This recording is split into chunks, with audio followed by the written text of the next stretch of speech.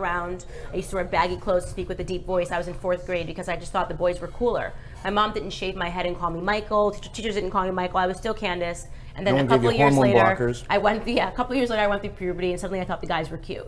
Right, and that's what's being disrupted now that they're trying to normalize allowing children to go under hormone therapy when they haven't even hit puberty, or allowing these children to say that they're different people. It's confusing. That's really going to make the black community snap. I didn't know about any community. We're not just talking more about black. More black. More, black white people are more okay. My son's a girl. Yeah, no, black moms. Like, you're not calling my son. I don't have a son yet, but let me find out that some school is calling my son by a name that I didn't give him. Black moms will show up 100%.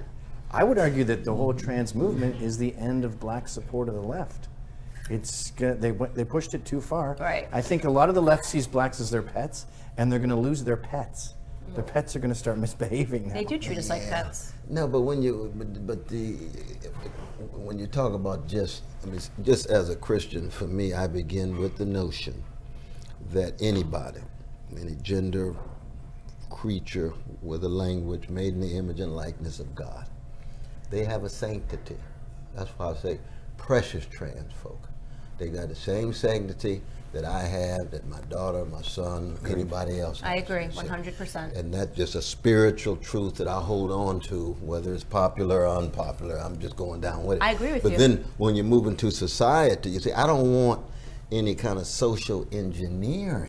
That's what that's what's happening. You're getting folks saying, okay, this is the only way to go. No, that's what's happening. See, I don't know about that. If I saw that kind of thing, I'd be critical of it. I'll send you something on it a bit. But it's so easy to fall into a kind of dehumanizing mode.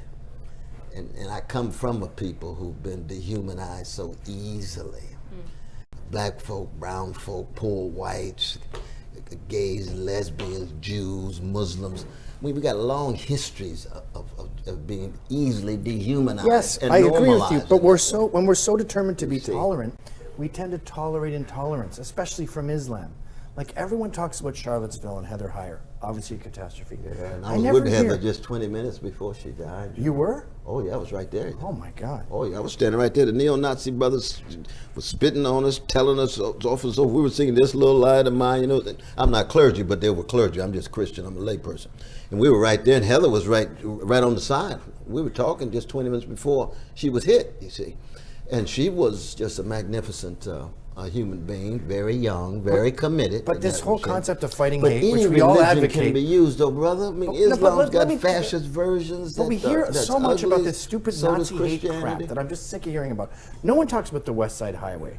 The West Side Highway? Yeah, where 6 people were killed, 6 or 8 were killed by a jihadist. No one talks about Fort Hood, about the beheading in Oklahoma, about the Orlando shooting at Pulse nightclub. About San Bernardino. We've heard about Heather Heyer literally more than all of those other victims combined. And every time you see these hate groups where they're out there to stop hate and hate watch and SPLC, ADL, it's just skinhead, Nazi, zero jihadists, zero jihadi training camps. And quite frankly, I agree with you. And I think that what really, gets really, well, some black people can get very upset with me because I say, you want me to focus on white supremacy when we know that 95% of black Americans that are killed by other black people.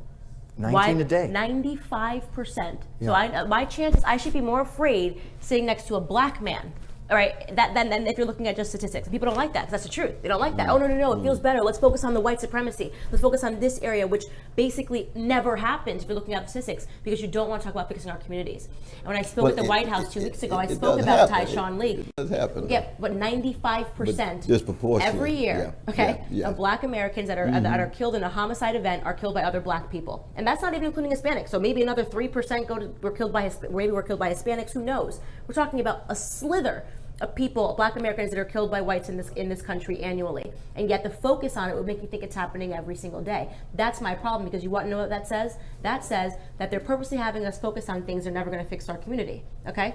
If we want to talk about fixing our communities, you got to talk about gang violence. Because and I spoke about that at the White House, Tyshawn Lee, a 9-year-old kid who got shot point blank, lured into an alley and shot point blank because of gang violence, because someone had a hit against his father, so they decided to kill his son. The guy was laughing in court. everybody turns away from it. We're not going to talk about it because, oh, it was happening in our community. Let's instead go out and protest in the strange event that a black American gets shot by a police officer unarmed.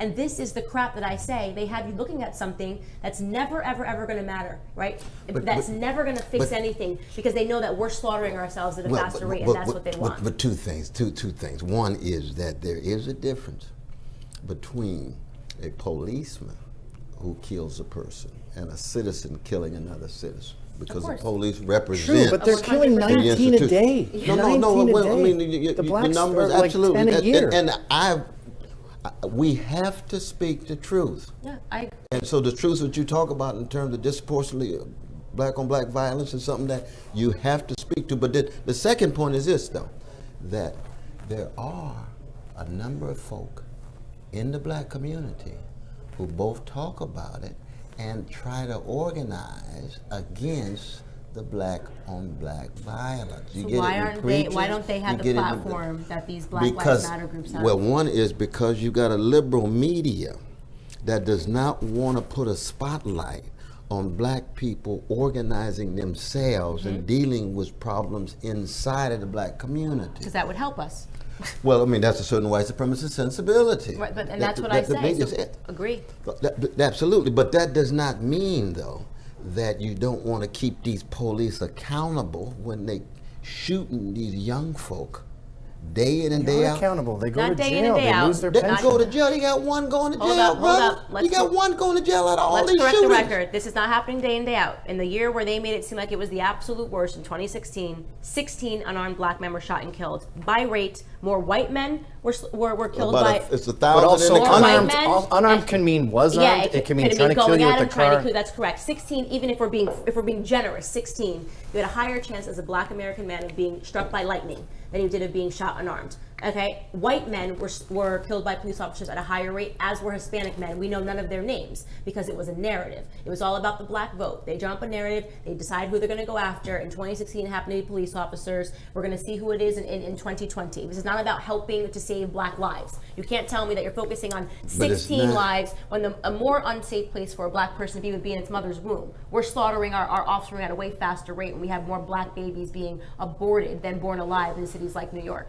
So to me, it's all a farce, and I think it is because the liberal media. But I mean, you and I are critical of liberal media, but I think you have to have a bit more open-mindedness at the spectrum and the continuum. We've got statistics on the percentages of black men who will be pulled aside in a car. The percentage of men who, when we went to jail in New York City about 8 years ago here with the stop and frisk, when you had over 90% of the folks stop and frisk were young black brothers and brown brothers. There was now, not those over are not 90%. killings. Those are not killings. Right. They were disproportionately pulling over whites. No. Oh, not at all. As they appeared in the crime stats, yes. No. The way Even blacks and whites judge, appeared in the New York brother, crime stats, they were pulled over less than that. There was more whites pulled over than they appeared in the crime stats. But you remember the woman who Bloomberg even considered that. Who was the judge when she went through all the statistics and said, "My God, under Bloomberg, yes, you had and she was later fired for incompetence." No. She was a boob. Yeah, no. I'll say something. I'll ask a question. Sure. Black Americans, we make up 13% of the population, and we account for over 50% of all the homicides in this country. Is it possible that we're getting arrested more because we're committing more of the crimes?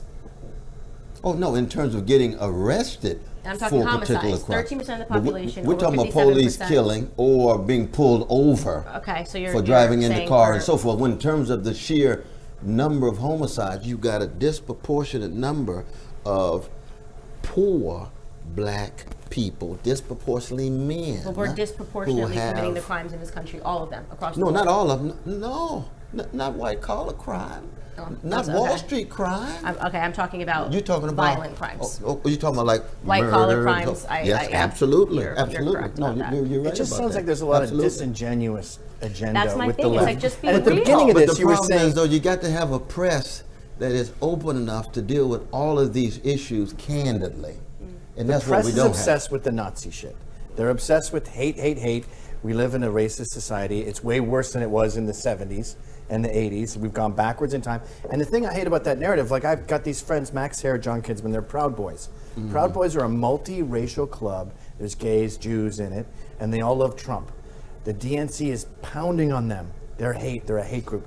These guys are getting sentenced next week, Max Hare and John Kinsman. 3.5 years would be best case scenario, could be 15, because Antifa jumped them, and it was like the third Antifa fight of the night. Antifa jumped them and they beat up Antifa. And the court said, you beat them up too much. And because of the Nazi narrative, the jury went, throw the book at him. One of the guys has 4 black kids, and he might not see those kids for 15 years because he fought back after an ambush. And it's the idiotic Nazi narrative. They call me a Nazi sympathizer. They call me a person that supports Hitler. I mean, you're exactly right. They overuse that term, and the problem is that when you do that, when you're willing to paint such a broad stroke that you start calling black people white supremacists, it becomes very hard to take you seriously. They call it multiracial white supremacy. But you know, one of the ironies of Charlottesville was, well, 2 things. One, I saw a black man marching with the neo-Nazis when we were being spit at and cussed out. No, you know why? Because he was not a neo-Nazi. No, I didn't say neo-Nazi. He's marching with them. No, he wasn't. There was 2 rallies that day. There was the statues. That's what I was going to say. It was about and the then statues. there was the neo-Nazi crap after. And it was when separate. Trump said there's good people on both sides, that's what he was talking about the statue rally. There were people that were just black people that were there protesting because they didn't want the statue torn down at all. But and these then they folks, I'm mixed talking about that the one with the neo-Nazis. mask and had the live ammunition with the neo-Nazi signs. What, the Dukes, I mean the Dukes Hazard, the Confederate flag? Or neo-Nazi signs? It was a combination, Confederate flags and neo-Nazi signs. You know, there's about 29 groups there. So it was a heterogeneous group of right-wing folk willing involved in violent activity. That whole thing was a bizarre shit show that we talk about way too much. Antifa to you, Antifa actually saved a number of our lives from being attacked in Charlottesville. Because there was all of a sudden, we were standing there, and as they walked by, after about 20 minutes, it got more and more intense. Police pulled back completely. That's what jeopardized your life. Police pulled back completely. The mayor trying to cause a scene. Well, this was a crucial factor. I agree with that. Police saw what was going on and just sat there. They were told to. But all of a sudden, when there was a charge with these ammunition mask on and it coming at us, and we're standing there, the rest of the folk are in their clergy costume. I'm dressed just like I'm dressed now, and all of a sudden Antifa comes in swinging to protect us. Well, let me tell you something. Now, you see that that kind of self-defense is very important. I think a right to self-defense is crucial. Sure. But listen, I can't tell that to the victims of Dayton, let's Ohio. not make Antifa sound light, because they are a domestic terror group. They've attacked me multiple times. They've